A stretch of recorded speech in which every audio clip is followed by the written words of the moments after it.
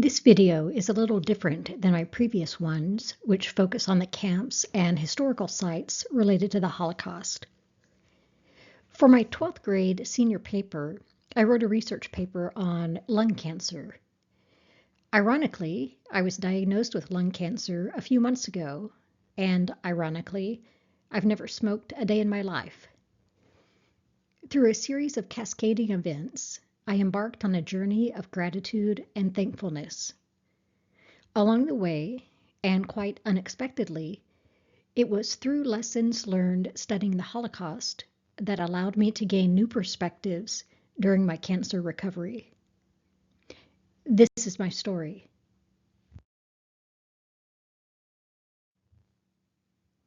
One day in December 2023, I had rectal bleeding, so I went to the ER and a CT of my abdomen and pelvis was done, which you can see here. Long story short, regarding the rectal bleeding, I ended up having a colonoscopy and a benign polyp was found and removed.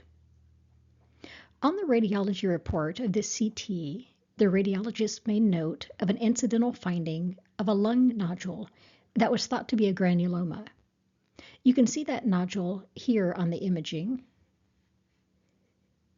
This is a side view, and my lungs are this dark black area up here, and that is the nodule. This is a front view, so there are my kidneys, stomach, and liver, and lungs are up here, and there's that granuloma. Granulomas are not cancerous, so I wasn't too worried, but kept it in the back of my mind. 8 months later, in August 2024, I had my yearly checkup with my PCP. Since the radiologist had said that the nodule was likely a granuloma, I asked my PCP if I could get a CT of my chest just to make sure. I've never smoked, so I wanted to make sure the nodule was benign and not cancerous. The following week, I had a chest CT, which you can see here.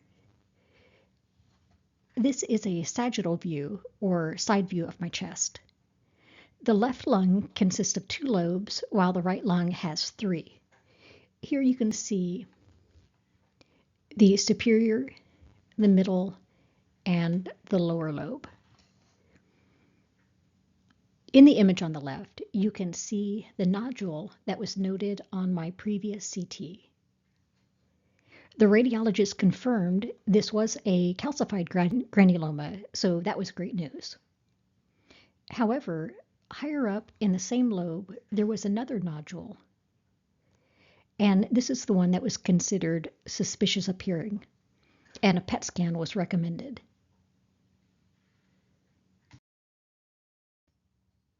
This slide is from the same CT, but is a coronal view. This is where the plane is divided into a top and bottom. In this view, it's as if I'm lying on my back and my feet would be coming out towards you. So here you can see my spine, my heart, and since my feet are coming out towards you, this would be my right lung and my left lung. Generally, both sides of the lung should look symmetrical, but you can see this splotch in my right lung that's not on my left. The image to the right is an enlargement of that nodule, and this is the nodule that was considered suspicious for cancer.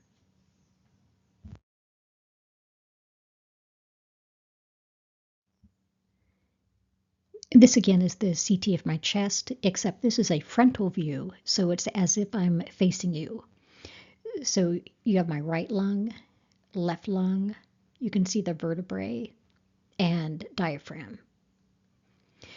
The reason the suspicious nodule was not seen on my first CT when I had the rectal bleeding was because that was a CT of my abdomen and pelvis, and it only picked up the lower part of my lung. You can see the suspicious nodule was higher up.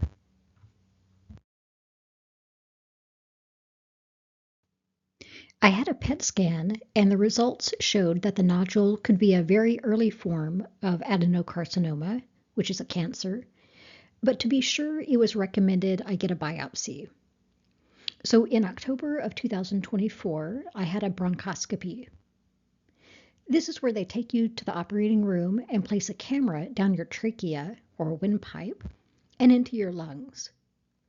Once it reaches the nodule, they remove pieces of tissue, and then that tissue is sent to the pathology lab.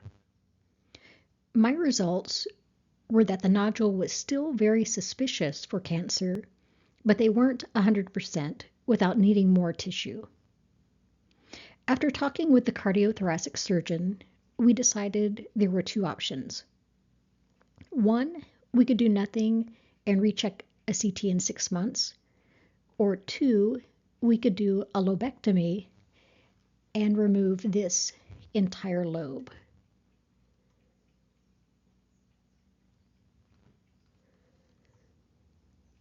That meant taking a gamble. If the results came back negative, then I just had a healthy lobe removed. But if the results came back positive for cancer, then the lobectomy would likely be curative, meaning I would not have to have chemo or radiation. I decided to take the chance and go ahead and have my lobe removed.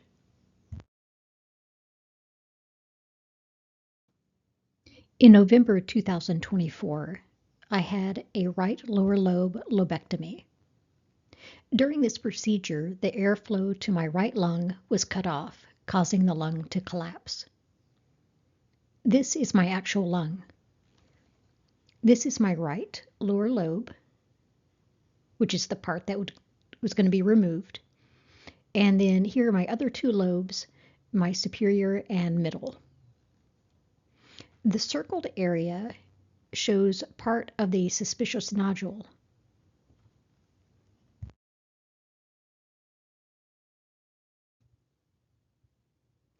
This is after my lobe has been removed. Letter A shows where my right lower lobe once was. B shows some of the white cartilage from the bronchus that the surgeon stapled shut. And C shows my pericardium, which is the outer layer of my heart.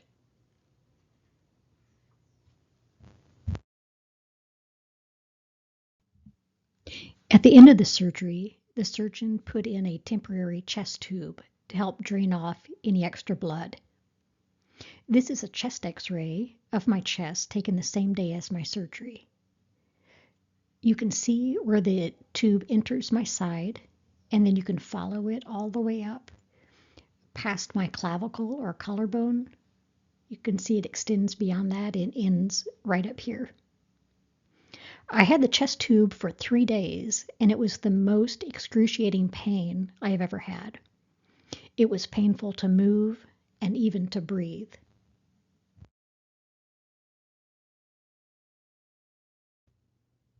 Here's a picture of the chest tube where it enters my side.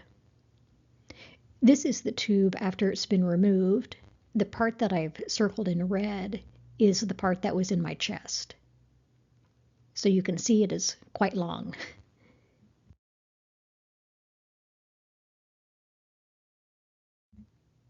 My lobectomy was done laparoscopically, so I have 5 scars from the incision site. This one is basically on my back, and then this is the second incision. This area here corresponds to this. This is where that chest tube was. And then this incision corresponds to this one. That's the one that they took my part of my lung out of. And then the 5th incision.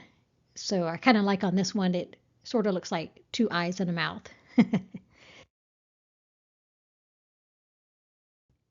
I used to teach science classes, and now I work in the medical field, so I'm not ashamed to say I can be kind of a science nerd. Therefore, after pathology was done with my lobe, I asked if I could have it back, and I now keep it in a jar at home.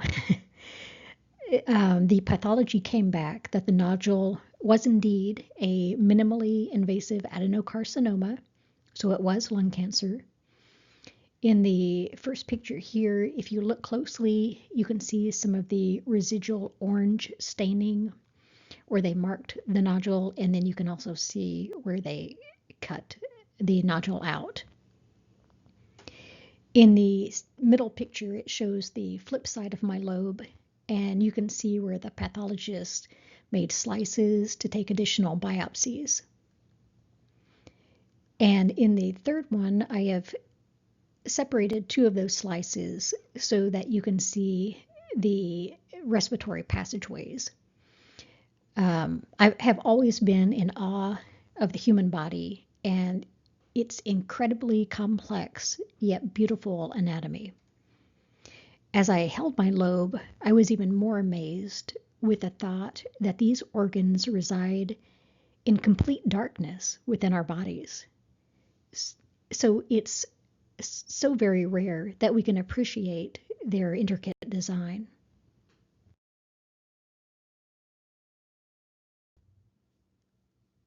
Throughout all of my schooling, history was always my least favorite subject. In language arts, I loved grammar, but I dreaded literature because I didn't like having to read books I wasn't interested in.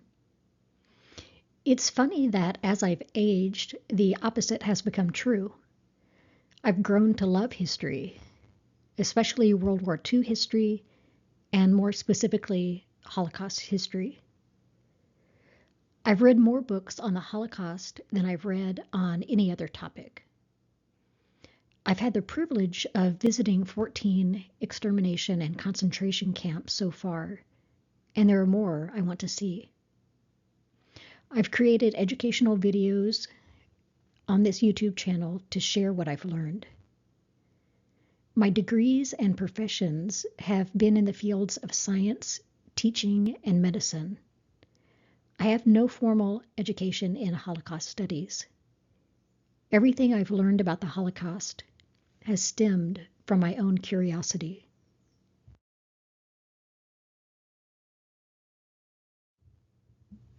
When I visited Bergen-Belsen, one of the areas consisted of photographs taken by the British liberators. The caption on this photo reads, "Young Hungarian Jewess bears the marks of a beating by SS man." I was immediately drawn to this photo, as it's one of the most striking photographs I've ever seen. I cannot even begin to comprehend what horrors she has been through, yet despite everything, she is still able to smile. During my surgery recovery, when I was experiencing pain from the chest tube or pain just in breathing, I would often think of this woman to remind myself that my pain paled in comparison to what she endured. I was able to draw strength from her courage. She became so important to me, in fact, that I reached out to both Bergen-Belsen and London's Imperial War Museum to see if they knew her name or what became of her. But unfortunately, this photo is the only clue in their records.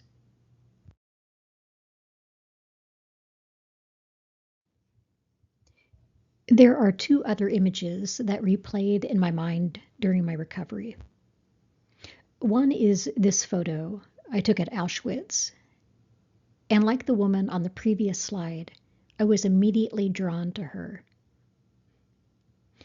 Christina was only 13 years old when she was murdered 5 months after arriving at Auschwitz. I have always been especially moved by her eyes. When I look in her eyes, I see fear of the unknown and sadness. Yet I also sense an incredible braveness as she looks straight into the lens of the Nazis' camera. During the harder days of my recovery, I was able to draw strength from her courage.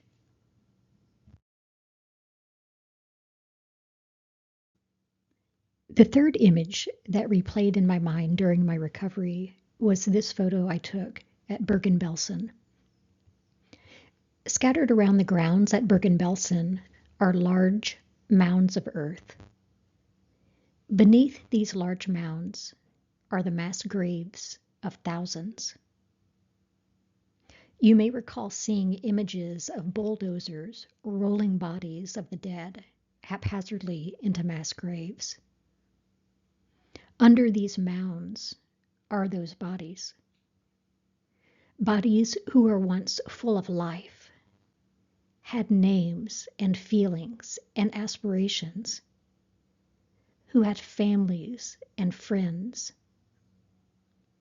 And above all, these are the bodies of those who did not deserve this fate.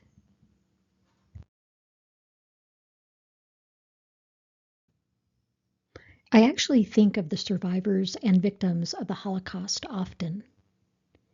When I catch myself complaining of the cold and I'm shivering, wearing my gloves, coat, and hat, I think back to those who were forced to stand outside for hours on end during roll call, wearing nothing but striped shirts and trousers and wooden clogs on their feet. When I catch myself making comments like, "I'm so hungry," or "I'm starving," I think back to those who got little more than a piece of bread, or if they were lucky, a potato. There are so many lessons we can learn from the past if we take a minute to pause, step back, and broaden our perspective.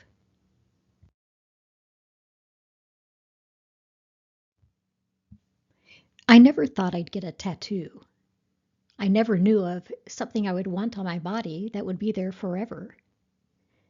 However, after these events, it felt like the time was now meant to be. The part that says it's just turbulence is part of a lyric from the song Turbulence by Pink. A longer part of the lyric goes, "So when it hits, don't forget, as scary as it gets, it's just turbulence." It's one of my favorite songs of hers, and ever since I saw her in concert, I've thought about getting a tattoo that somehow incorporates that song because I feel the lyrics are powerful. The ribbon is for my newly diagnosed lung cancer. It still kind of blows my mind that I now have a diagnosis of lung cancer. Since I've never smoked, never been around secondhand smoke, I have no family history of lung cancer.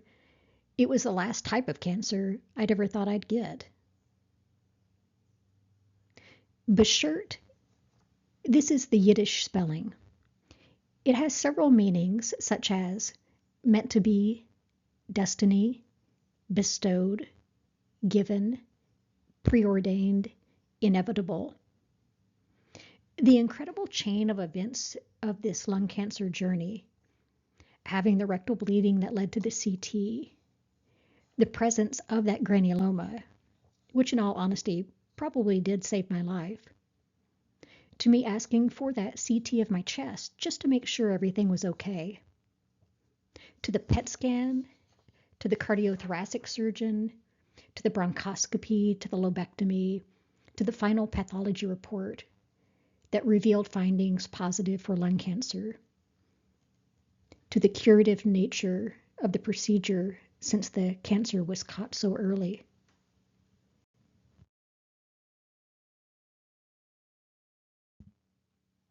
I feel how these incredible events played out was truly meant to be, hence the word beschert. Additionally, the word has two other special meanings to me. First, I went with the Yiddish spelling as a nod to my commitment to Holocaust education and its everlasting impact on my life. Second, I first learned of the word beschert from one of my friends who is a Holocaust survivor. She used the word to describe how us crossing paths and forming a friendship was meant to be. Getting an unexpected diagnosis of lung cancer definitely made me stop and reflect on things. It also made me realize this tattoo would be a powerful reminder to myself to live for the present and not overthink the future.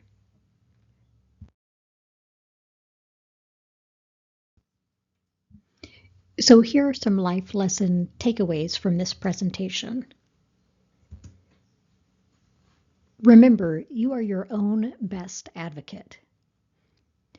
I'm thankful I advocated for myself to get that CT of my chest done, as that's what led to the discovery of the suspicious nodule. Sometimes we experience things that seem like isolated events at the time, but end up being part of a bigger picture when we least expect it. I thought my episode of rectal bleeding was an isolated event, but through the subsequent cascade of events, it led to my lung cancer diagnosis. Plus, it still amazes me that I wrote a research paper on lung cancer as a teenager, never thinking I'd have it myself. It definitely ended up being part of the bigger picture. And third, reflect on the lessons you can learn from the experiences of others. There are several people over my life who I feel I was meant to cross paths with so that I could learn from their wisdom. And as I've shown in this presentation, for me, there are countless lessons I have and continue to learn from the victims and survivors of the Holocaust.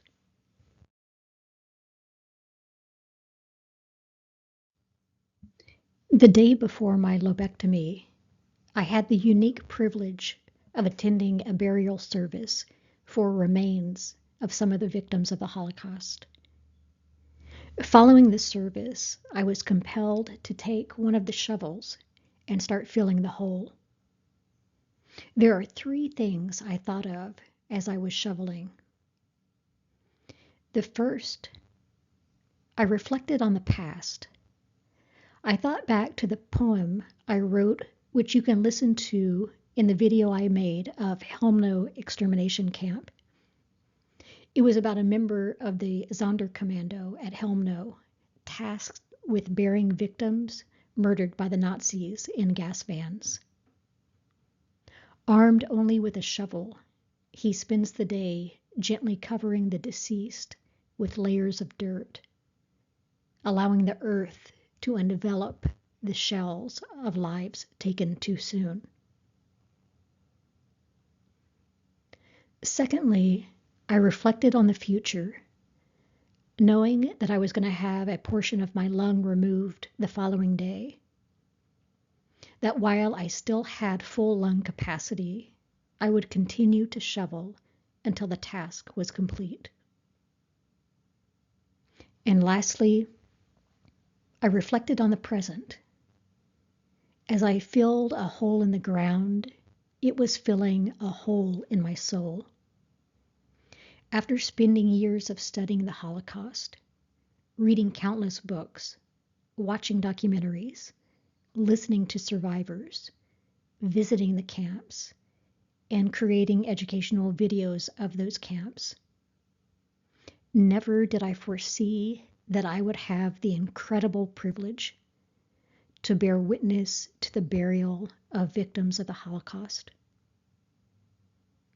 With every scoop of the shovel, it occurred to me that this incredible task was and would likely forever be the greatest honor of my life.